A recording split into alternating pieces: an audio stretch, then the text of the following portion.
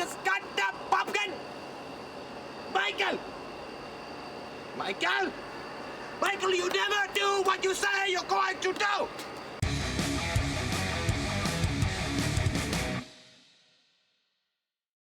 So, man, Christy's being such a dick. She's always a bitch, man. We know that. Brad better ease the fuck off about the shed being painted because I've already done that for like 2 hours. I painted it already. I painted it. Hey guys, welcome back to Rewatch the Movie. It's fucking Halloween Horror Month. Oh my it's God. It's here. Finally, it's arrived in your pants. If you're new here, we don't dress like this. This is us attempting to look like we're in the 70s. The Friday the 13th feels. What we're gonna do this year is we're gonna re-review all of the Halloweens, all of the fucking Friday the 13th, and all of the goddamn Nightmare on Elm Streets. The big three. The big three. Despite who you are or how you feel, you gotta admit, those are the top enchiladas of life. I mean, duh, Debbie, you stupid bitch. The unholy triumvirate. So no, they really are. They're like, if you're gonna say horror icons of the centuries, it's gonna be those three. Yeah, like right away. Like they're just gonna pop in your mind. The shorts are riding up. Freddie, mine's already been up there, and I taste the fabric. It's funny because Sean Cunningham, who directed this, he was a softcore porn director. He went from softcore porn to children's movies, and the children's movies, as you do, yeah, they weren't making any money, so it was literally a ploy on a success of Halloween to try to make some fucking money. And then it just spawned this huge fucking franchise that we all know and love. But originally Jason wasn't even, as you know, spoiler alert, the killer. Like, it was just supposed to be this slasher where it's a mystery who the killer is. And I gotta tell you, I went back and I watched it that way for once. I took Jason out of my mind because, you know, we were a little bit too old. We missed the boat on this one, like watching it when it initially came out. Yeah. But I went back and I watched it and I just forgot about Jason as a whole.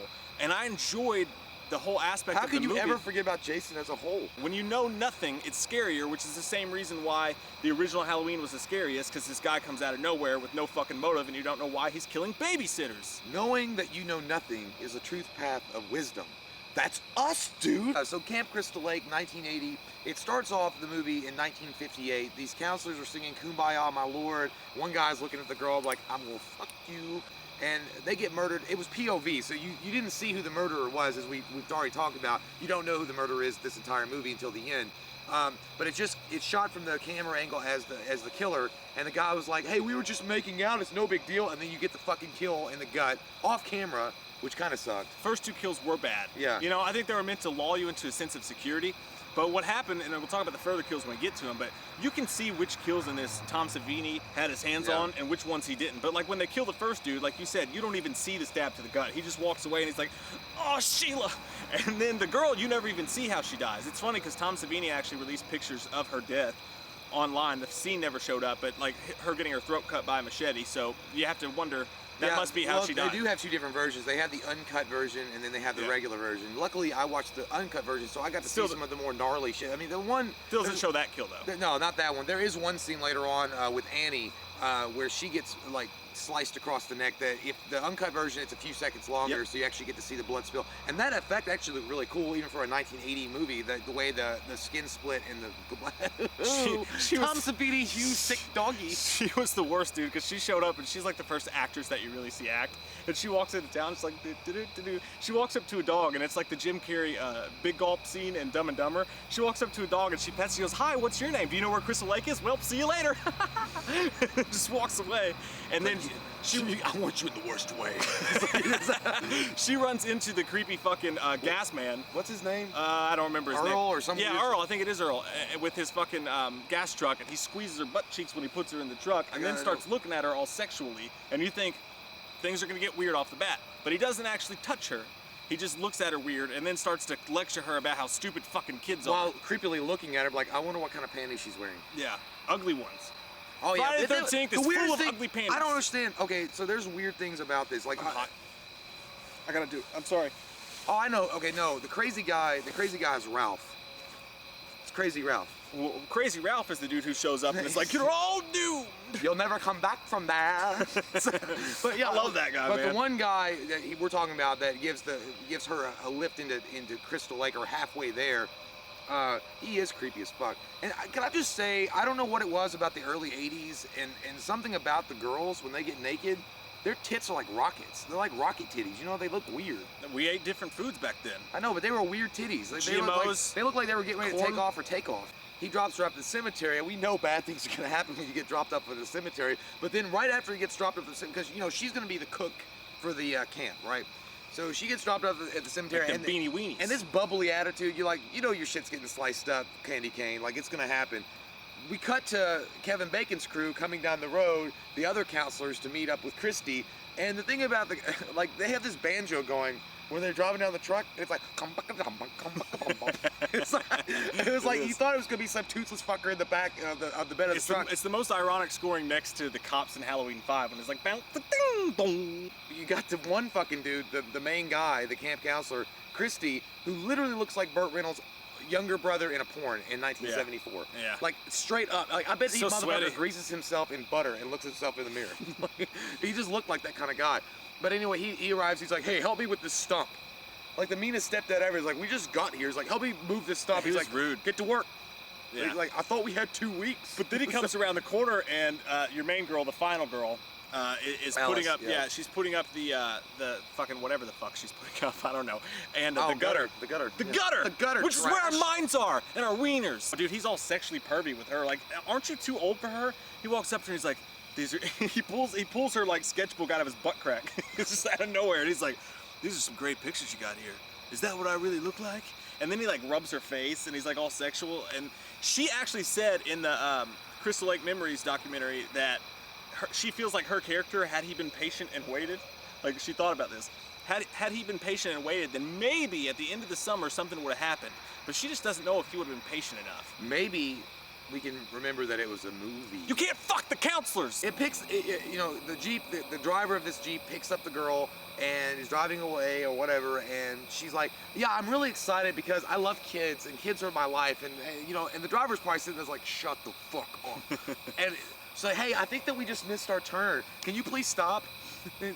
No, nothing. The driver says nothing, and then she's like, seriously, please stop. But she actually makes a smart horror move. Like, you know, everybody talks about girls in horror movies being stupid as fuck and like running upstairs instead of out of the house. Pretty quickly, she decides, I've got to fucking Halle Berry this shit right now. Yeah, and she fucking nosedives out of the fucking car, takes off running, and then gets chased down. And like you said, that was a pretty sweet kill. And that was the first actual, like... A cool kill, yeah. It's not Jason, but Jason fucking killed, like the straight up murder that you get. Oh, other than the very beginning. But it's the first on-screen actual kill where you see some good shit happening. When that scene came on, though, when she she jumped out of the car, I just think of Beavis and Butthead. It was like when you hit the ground, start running really fast. We go back to the camp, and relationships unfold, and miracles happen, and someone sex kills a goes snake. on.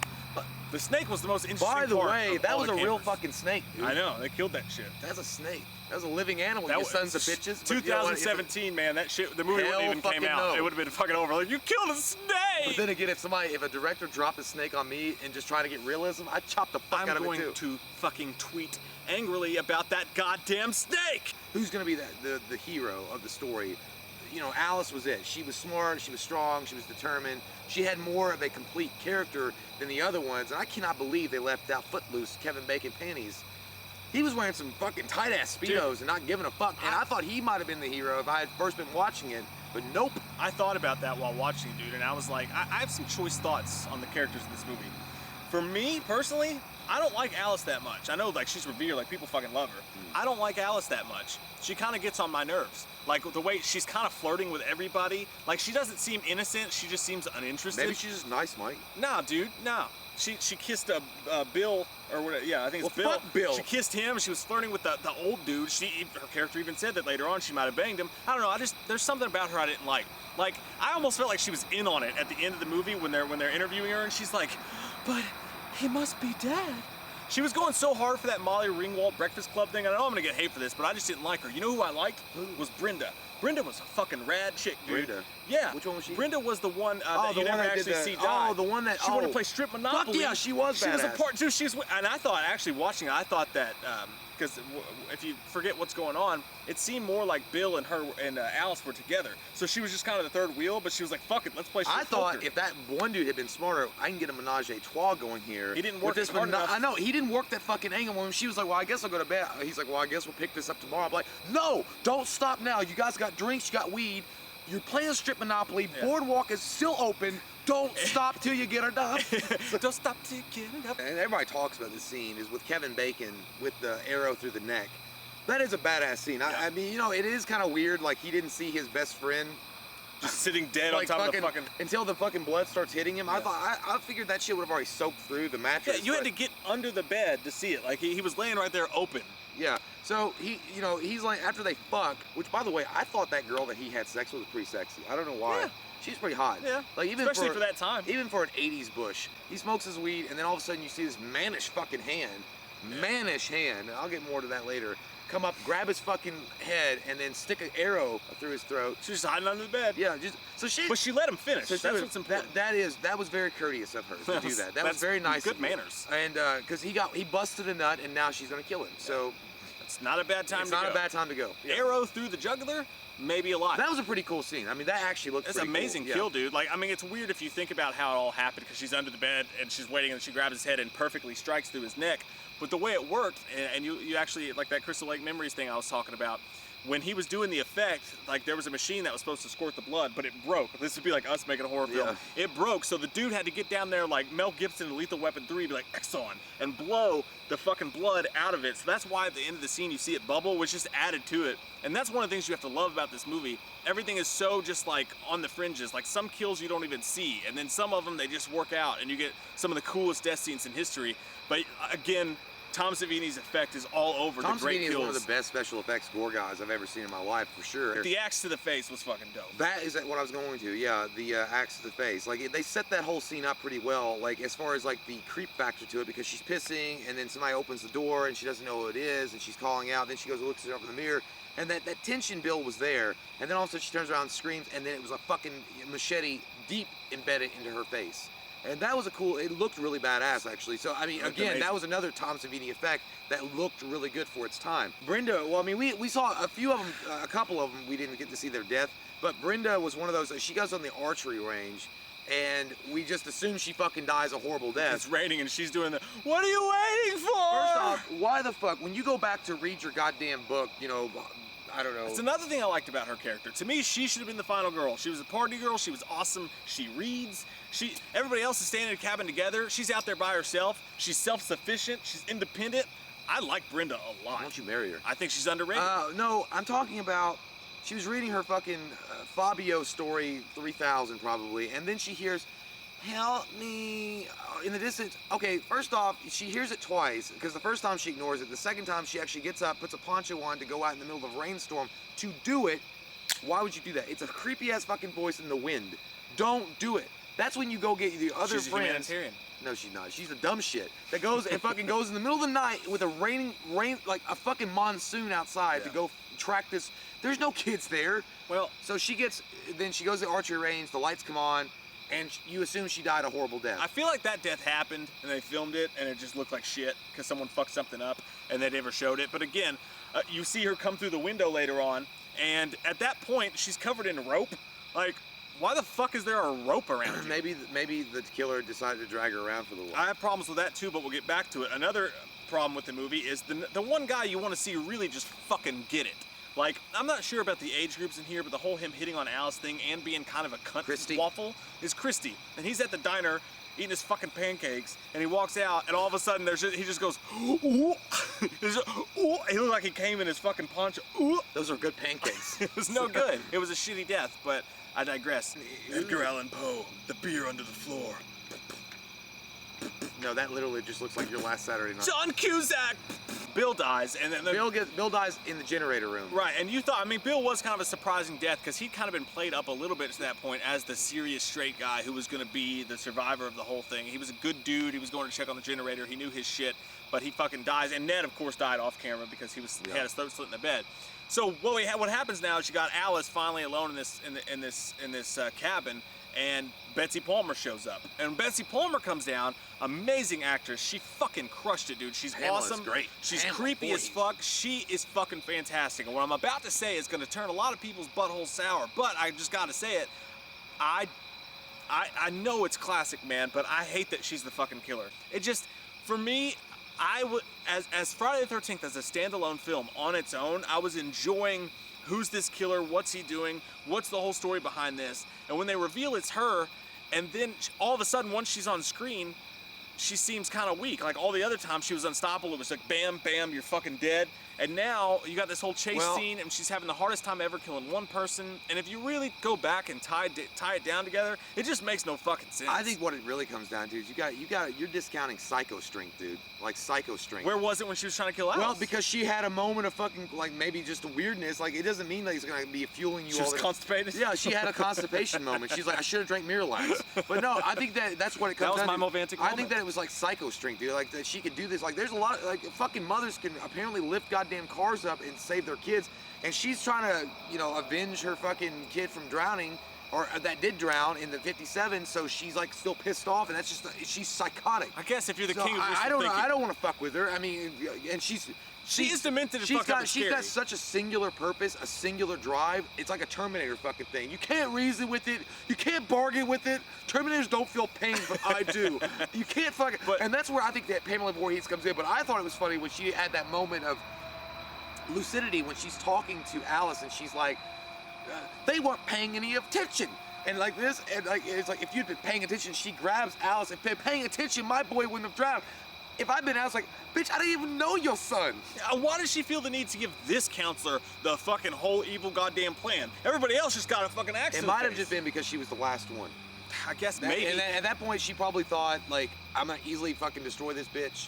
But then she wasn't counting on the vagina punch. Like, she hit right in the vagina. It was a cunt punch. It was with the fist. huge. But yeah, they have their like WWE moment. Yeah. Which some of it's Pamela, good. Pamela takes it like goddamn Lita from WWF, like fucking chairs over the back of the head. She's like, woo! It's like, she's some of it's shot, Hulkamania. and some of it's shot good. There's a couple points in where you could tell someone's like, oh, I forgot to move the stick. Yeah, but Pamela Voorhees was taking it like goddamn Hulk fighting Ultimate Warrior, and he goes down. He's like. Amidst my problems with it all, dude, her acting was like old school badass. It was, and acting. she was. You could tell that she was really buying into the role, and that's what made her scary. Because there's moments also when she's talking to Alice, or when Alice is running away, and she slips into this Jason voice, like "Kill her, mommy, kill her." Like that part was fucking scary, and I mean that was really, really well done. And it just shows the psychoticness of Pamela Voorhees at that point. Like she's no longer Pamela Voorhees. She's got this split personality where she's her son and herself. Yeah. And when Pamela meets her end, badass. That was one of that I really liked. You know, even the shitty slow down effects from 1980 when she grabbed the machete with two hands and is gonna go decapitate her, and Pamela's like, I didn't drink Folgers, and like just chops again. But you're talking about strength.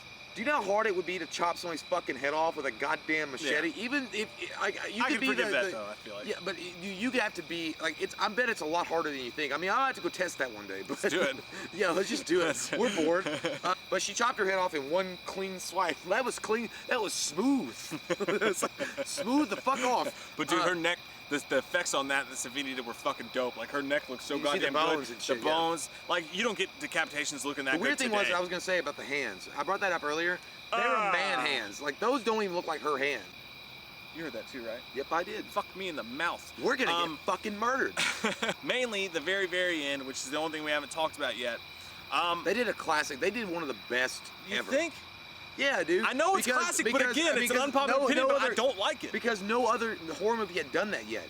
They give you the okay, everything's okay. Carrie did it. They ripped it off of Carrie.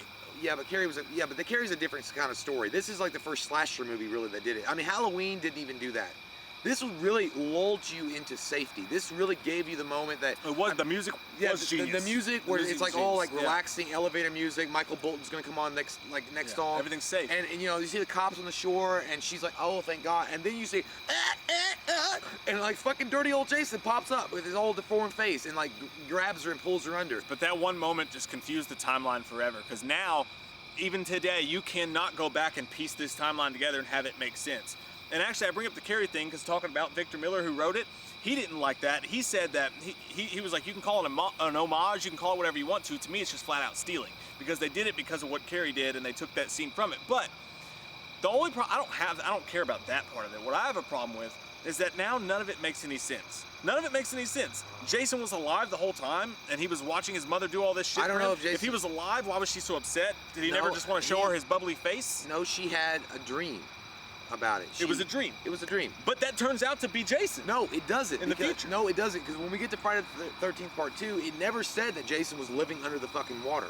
But he looked like the guy that He was does. in the He's water. deformed as fuck, but that might, maybe So maybe he cut up to clairvoyance. Yeah, I don't know. I Maybe guess. maybe she put it in her mind that he was all fucked up in the face and looked like the guy from Goonies, like, hey, you guys. Well, it just depends on which movie you want. if a Baby Ruth popped up first, It just depends, I guess, on which movie you want to place the blame on for it then, because either 2 didn't explain it, or that was him in Part 1 and he didn't explain it. But I never really think it was him. Because when she wakes up, he just looks so alike when they showed his face. I know, but I don't know. Maybe I don't mind Maybe they just didn't go into details. I mean, we might have to fill in the blanks about Part 1. Maybe she went into town and read some research on it. That the boy that drowned in '57 was a deformed child. I mean, he was like 8 years old when he drowned. I know it's classic, dude. I'm gonna get a lot of hate for a lot of shit that I've said, but I gotta be honest with my butt, and I gotta be honest with you. I would rather the movie not have that ending. The movie as a whole, dude, fucking give them credit, like 1,000% credit. Like it's a great fucking movie. I mean, I give it a 7 at the end of the day. I give it a solid 7. Just as a movie, if you talk about it as it's what birthed Jason and the franchise and everything like that, I'd probably give it like an 8.5 just on nostalgia and power alone. But as a standalone movie, it's a 7 for me, 7 flat, because I love the fact that you don't know who the killer is. It's really freaky when you think about these kids with no adults around in the middle of fucking nowhere. The idea is absolutely genius, but there's some really low budget stuff to it. Some of the kills you don't get to see. And the whole thing with the killer turning out to be this sweet lady, turns me off a little bit. God damn, you're fucking giving her your sweet lady. That bitch looked like she was gonna fucking. I'm sure she was a fucking great grandma before, or great mom before Jason died. She looked like the fucking guy. She looked like the grandparent or the parents of Ray Finkel. I bet she made their good little cookies. footballs. I bet she made good cookies. Their little footballs. Laces out. Dan Marino should burn in hell. Einhorn is Finkel. Finkel is Einhorn. And a clean pair of shorts. I'm gonna give the movie a 7.0 as well. I think that the movie is magical the way that it is. I think there are problems with it, as anybody's gonna say there are problems with this movie. To me, the acting is touch and go. I think sometimes it's really good, sometimes it's really bad. But again, you're gonna work with what you got, and I don't think any of them expected to spawn and birth a fucking goddamn legendary character that Jason becomes later on. Yeah! Good times. Number 1 in the books. Suck my dick, Greg. Fuck you, Greg. I don't know who Greg is. I'm not painting the shed anymore, Paul. Comment down below all your thoughts. We love your fucking faces. Again, we're reviewing every single Friday the 13th movie, so make sure you subscribe, click the bell so that your phone will fucking tell you, because YouTube hates us, because they fucking do hate us. Look at us. They really hate us. So you gotta click the bell so that they'll tell you. We're gonna do all these movies all fucking October long. We're gonna get up any. We got skits coming, we got trailer reactions coming, classic trailer reactions, fucking everything. It's gonna be great. You're gonna love it. I guarantee it. Comment down below. We love your fucking faces, and if you're new to the channel, click that subscribe button and get some goddamn. Wait. What are you waiting for? 2 grown men in short shorts will tell you to subscribe. We watched a movie. Yeah. We watched a movie. We watched it. We watched a movie. Yeah. You know what? We did a review. We watched a movie.